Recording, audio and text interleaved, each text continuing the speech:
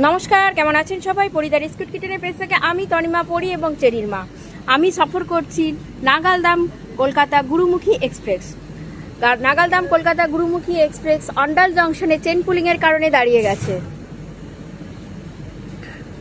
স্বভাবতই একটু তো আনন্দ হচ্ছেই, কারণ অন্ডালে আমার বাপের বাড়ি, জন্মকর্ম সব কিছুই এখানে। যদিও মা বাবা এখনও কেউ এখানে আর থাকছে না, বেশিরভাগ সময় আমার কাছে থাকছে, কিন্তু তা সত্ত্বেও অন্ডালের প্রতি মায়া তো একটা রয়েই গেছে। আর এর আগের বছরে যখন আমরা নাগালদাম এক্সপ্রেসে সফর করছিলাম, তখনও চেন পুলিংয়ের কারণে অন্ডালে দাঁড়িয়ে গেছিল।